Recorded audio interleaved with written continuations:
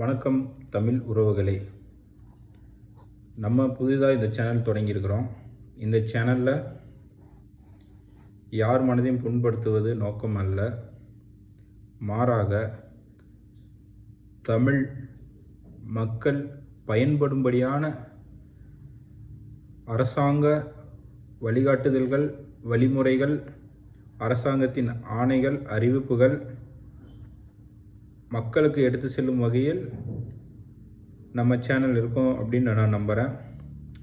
ஒரு குரலோடு நம்ம ஸ்டார்ட் பண்ணலாம். படைக்குடி கூழ் அமைச்சு நட்பரன் ஆறும் உடையான் அரசருள் ஏறு. இந்த குரலோடு நம்ம இந்த சேனலை ஸ்டார்ட் பண்ணுறது சிறப்பாக இருக்கும் அப்படின்னு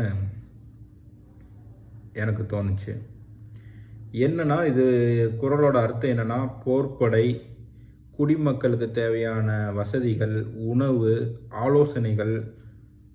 ஆலோசனைகள் தரும் அமைச்சர்கள், நட்பு, அரண்மனை, இந்த ஆறும் பெற்றவனே சிறப்பான அரசன்னு திருவள்ளுவர் 2000 வருஷத்துக்கு முன்னாடியே சொல்லியிருக்காரு. இப்போ நான் சொன்ன எல்லாமே யாருக்கு பொருந்தும் அப்படின்றது நான் சொல்லி உங்களுக்கு தெரியணும்னு அவசியமே இல்லை. ஏன் நான் இந்த வீடியோ இந்த சேனலை இன்னையிலேருந்து ஸ்டார்ட் பண்ணுறேன்னா, இன்றைக்கி தான் நம்மளோட அரசன் அவரோட பர்த்டே. ஸோ அவரோட பர்த்டே நினைவாக இன்றைக்கி எல்லாருமே எல்லா இடத்துலையும் நற்பணிகள் செய்கிறாங்க, இரத்த தானம் கொடுக்குறாங்க, அன்னதானம் கொடுக்குறாங்க. ஸோ இந்த மாதிரி வேலையில் நான் மக்களுக்கு சில பயனுள்ள தகவல்களை என்னால் முடிஞ்சது கண்டிப்பாக நான் இன்றைக்கி நம்மளோட முதலமைச்சரோட பிறந்த நாளை முன்னிட்டு உணவு 1000 பேர் 500 பேருக்கு கண்டிப்பாக என்னால் முடியாது. என்னால் முடிந்த வரை நான் சந்திக்கும் இயலாத நபர்களுக்கு நான் உதவும் எண்ணம் வைத்திருக்கிறேன். ஒன்று, இதை நான் வீடியோ எடுத்து எனக்கு பேர் புகழ் அதெல்லாம் எனக்கு எதுவுமே வேண்டாம். ஆனாலும் இந்த வீடியோ மூலியமாக நிச்சயமாக தமிழ் மக்கள், என் தமிழ் உறவுகள் பயன்பெறுவார்களா என்ற கேள்விக்கு நிச்சயமாக விடை நீங்கள் இந்த வீடியோவை பார்த்தீங்கன்னாவே புரியும். இந்த வீடியோவோட இன்னொரு நோக்கம் என்னன்னா, குறை சொல்லுபவர்கள் வேண்டுமென்றே இப்பொழுது தமிழ்நாட்டிலே நடக்கக்கூடிய ஆட்சியை வேண்டுமென்றே வீடியோ போட்டு அவங்க பேர் வாங்கினதுக்கோசரம் மனசாட்சியை கலட்டி ஹேங்கரில் மாட்டி வச்சுட்டு வீடியோ போடுறாங்க. அது தப்பு. ஆட்சி இது வரைக்கும் எப்படி இருந்தது, நான் இவங்க அவங்கன்னு நான் யாரையும் குறை சொல்ல விரும்பலை. கடந்த 50 ஆண்டு காலம் 60 ஆண்டு காலமாகவே தமிழ்நாட்டின் வளர்ச்சி ஆஹா ஓஹோன்னு பேரளவில் ஏட்டளவில் பேசிக்கலாம். ஆனால் வளர்ச்சி என்பது என்ன? ஜிடிபி அதிகமாகிடுச்சு, இத்தனை சதவீதம் இன்க்ரீஸ் ஆயிடுச்சு அப்படின்றது வளர்ச்சி இல்லை. எத்தனை மக்கள் இன்றைக்கும் தமிழ்நாட்டில் ஒரு வேளை சாப்பாடு இல்லாமல் இருக்கிறான்?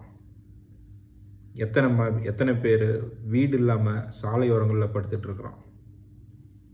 இது என்னைக்கு ஜீரோ ஆகுதோ, யாரும் வீடு இல்லாமல் இல்லை, யாரும் 3 வேளை இல்லை, ஒரு வேளை கூட சாப்பிடாமல் இல்லை.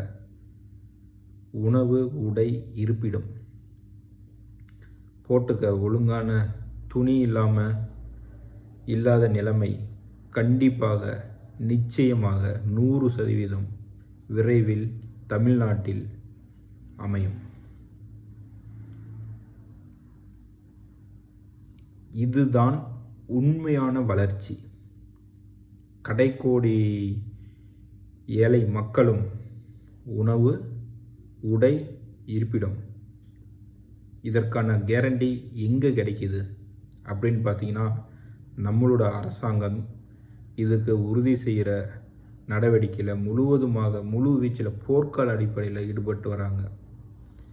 இன்னும் வரும் காலங்களில் நான் உங்களுக்கு புள்ளி விவர பட்டியலோடு இந்த திட்டங்கள் மூலம் இவர்கள் பயன்பெறுவார்கள், இந்த திட்டம் ஏன் இதுவரை செய்யவில்லை அப்படின்னு விரிவான வீடியோ உங்களுக்கு நான் தரப்போகிறேன். இதுதான் என்னுடைய நோக்கம். மற்றபடி யாரையும் குறை சொல்வது என்னுடைய நோக்கம் இல்லை.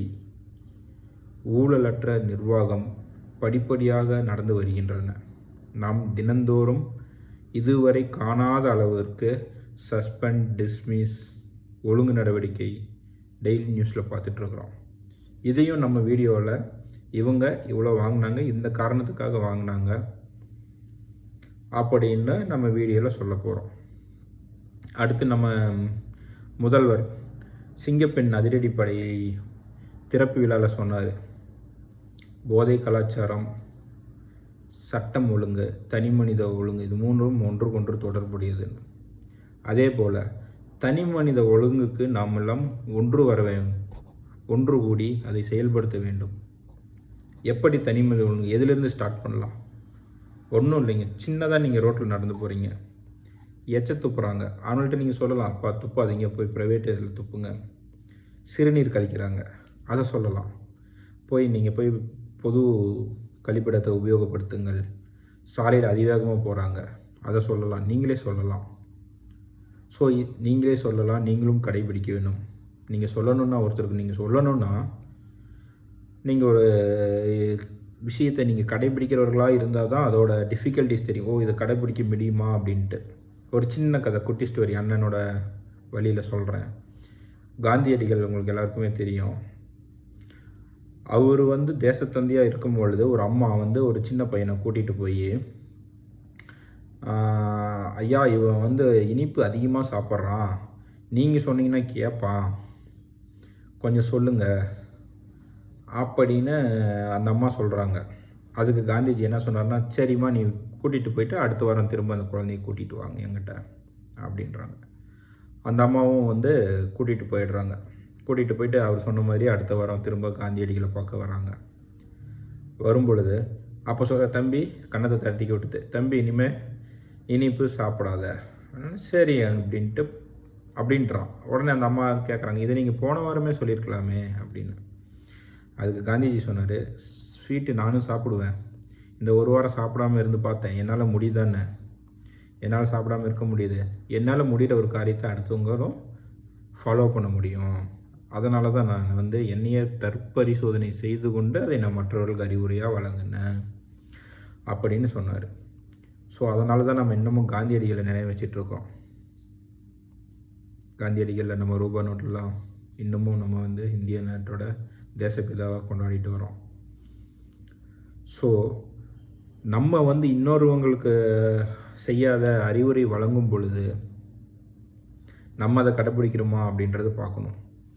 இதெல்லாம் நான் எதுக்கு சொல்கிறேன் அப்படின்னா, நம்ம நாடு எப்பொழுதும் வரலாறு காணாத அளவிற்கு வளர்ச்சி அடைய போகிறது. அதுக்கு நாம் நம்மை தயார்படுத்தி கொண்டவர்களாக இருக்க வேண்டும். நாமும் அதுக்கு ஒத்துழைக்க வேண்டும்.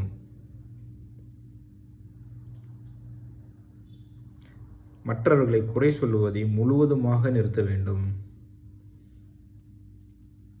இதை செஞ்சிட்டான், அதை செஞ்சிட்டான், இதை பாடலை, அதை பாடலை, இதெல்லாம் வேண்டாம். தமிழ்நாடு நல்ல வளர்ச்சியில் போயிட்டுருக்கு. அருமையான வளர்ச்சி, அருமையான திட்டங்கள்ன்றதை விட இந்த ஊழல்களை ஒழித்தாலே தமிழ்நாடு எங்கேயோ போய்விடும். கரப்ஷனில் இந்தியா, ஊழலில் இந்தியா மொத்தம் இருக்க 200 சொச்சம் நாடுகளில் இந்தியா 110வது இடத்துல இருக்குது. 200வது இடத்துல இருக்கிற கண்ட்ரிலாம் சோமாலியா, சவுத் ஆஃப்ரிக்காவில் இருக்கிற கண்ட்ரிங்க 200 தாண்டி இருக்குது. அவங்களுக்கெல்லாம் பசி, பட்டினி, சாவு, அடித்தவனை அடுத்த மக்களை அடித்து பிடுங்குறது மிருகங்கள் மாதிரி. அவங்ககிட்ட வசதிக்காக இல்லை, ஒருவேளை உணவுக்காக. ஸோ அதை நோக்கி பயணித்து கொண்டிருந்த நாடு நம்ம முதல்வர் சொன்னார், நான் ஒன்றும் தேவதூதன் இல்லைன்னு. ஆனால் நான் சொல்கிறேன், நீங்கள் சாதாரண மனிதனும் இல்லை. அதை நோக்கி போய்கிட்டு இருந்த நம்ம நாட்டை தடுத்து நிறுத்த இறைவனாக கொடுத்த முதல்வர் தான் நம்ம முதல்வர். மக்கள் தேர்ந்தெடுத்தது இயற்கையை காப்பாற்றி கொள்ள, தன்னை காப்பாற்றி கொள்ள தானே தேர்ந்தெடுத்த முதல்வர் தான் நம் முதல்வர். ஏன் அப்படி சொல்கிறேன்னா, இதுக்கு முன்னாடி நம்மளோட இயற்கை வளங்கள், மண், கனிம வளம், மலைகள் எல்லாம் எங்கள் மனசு உண்மையாலுமே எனக்கு வலிச்சது. ஒரு மலையை நான் பார்க்குறேன், மலைன்னா இப்படி இருக்கும், அது உருவம், அது அப்படியே வெட்டப்பட்டு இப்படி இருந்தது. மலைகள் எல்லாம் சமவெளிகளாக காணப்படுகிற நிலைமை, சமவெளிகளாக இருந்தால் கூட பரவாயில்ல, பள்ளத்தாக்குகளாக ஆகி, நீங்கள் வேணும்னா நான் சொல்கிறது பொய்யா இருந்தால் நீங்களே போய் பாருங்கள். அதிகமாக கேரளா பார்டரில், கர்நாடகா பார்டரில் போய் பாருங்கள். சமவெளிகளாக இருந்தால் கூட மக்கள் வாழ முடியும் ஐயா. பள்ளத்தாக்குகளாக இருக்கின்றன ஐயா. அது எத்தனை உயிர்கள் பறிபோயிருக்கும். எனக்கு மனசு வலிச்சது, உண்மையாக நான் சொல்கிறேன். அதெல்லாம் இப்பொழுது தடுத்து நிறுத்தப்பட்டிருக்கின்றன. நம்முடைய அடுத்த தலைமுறை, என்னுடைய குழந்தை இருக்குது, அந்த குழந்தை அந்த மலையை காண வேண்டாமா? இதுதான் மலை என்றதுக்கு தெரிய வேண்டாமா? ஸோ இயற்கை தன்னை பாதுகாக்க தானே தேர்ந்தெடுத்து கொண்ட முதல்வர் தான் தமிழக முதல்வர் என்று. அண்ணா திமுக 1967 ஆட்சிக்கு வந்தப்போ அண்ணா ஆட்சி சூப்பராக தான் இருந்தது. அதுக்கப்புறம் அண்ணாவை நம்பி தான் திமுகவே இருந்தது. அண்ணாவுக்காக தான் திமுகவே ஓட்டு போட்டாங்க. சரி, நம்ம யாரையும் குறை சொல்ல வேண்டாம். நாம் தனி மனித ஒழுக்கத்தை கடைபிடிப்போம். தளபதியின் இந்த பிறந்த நாளில்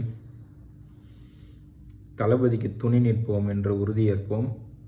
இன்னும் நிறைய விஷயங்கள் இருக்கிறது. இன்றைக்கு முதல் வீடியோ அப்படின்றதுனால ஷார்ட்டாக முடிச்சுக்கிறேன். ரொம்ப உங்களை போட்டு பிளேடு போட்டு இருக்கலாம். ஆனால் கண்டிப்பாக பயனுள்ள தகவல் இதில் வரும். ஒவ்வொரு மனிதனுக்கும் தேவையான தகவல்கள் இருக்கும். ஒவ்வொரு மனிதனும் அரசாங்கத்தின் மூலியமாக, ஊழலற்ற ஆட்சியின் மூலமாக யாருக்கும் ₹1 தராதபடிக்கு, சப்போஸ் எனக்கு இந்த பட்டா வாங்கணும், குடிநீர் இணைப்பு வாங்கணும் அப்படின்றதுக்குன்னா நான் யாரை அணுகணும், அந்தமாரி தகவல்கள்லாம் இந்த தரவில் நான் கண்டிப்பாக டெய்லியுமே கொடுத்துட்றேன் உங்களுக்கு. ப்ளஸ் அது இல்லாமல் ஒரு அரசு இயந்திரத்தில் எப்படி வேலை வாங்குறதுன்ற டெக்னிக் ஒன்று இருக்குது. அதையும் நான் உங்களுக்கு கற்றுத்தரேன். எப்படி இப்போ போயிடுறீங்கன்னு உங்களை மதிக்கிறது இல்லை. சும்மா உதாரணத்துக்கு இன்றைக்கி ஒரு லைன் மட்டும் சொல்லிடுறேன். காவல்துறை நிறைய அனுபவங்கள் எல்லாருக்குமே இருக்கும். காவல் நிலையங்களுக்கு சென்றீங்கன்னா உங்கள் புகாரை எடுத்துக்கவே மாட்டாங்க. ஸோ அதுக்கு அடுத்த என்ன பண்ணணும் அப்படின்னு பார்த்தீங்கன்னா, காவல் நிலையங்களில் இன்ஸ்பெக்டர், அதாவது காவல் ஆய்வாளர் தான் பொறுப்பு. அவர் தான் எல்லாத்துக்கும் அந்த கீழே இதுக்கு அவர் தான் எல்லாமே பொறுப்பு அதிகாரி. ஸோ அவர் தான் உங்களுக்கு நீங்கள் போனீங்கன்னா கம்ப்ளைண்ட் எடுத்துக்கிட்டு உங்களுக்கு அந்த அக்னாலஜ்மெண்ட் கொடுப்பாங்க. ஸோ இது காவல் நிலையங்களில் இப்போ போன இதில் எங்கேயுமே இந்த மாதிரி போனீங்கன்னா சரியானபடி உங்களுக்கு ஒரு இதுவுமே இருக்காது. அதுக்கு என்ன பண்ணணுன்னா, ஆர்பேட், அதாவது ரெஜிஸ்டர்ட் வித் அக்னாலஜ்மெண்ட், தபாலில் டிஎஸ்பின்னு போட்டிங்கனாவே, எந்த ஊருன்னு போட்டிங்கன்னா அவரோட ஆஃபீஸ்க்கு போயிடும் அந்த லெட்ரு.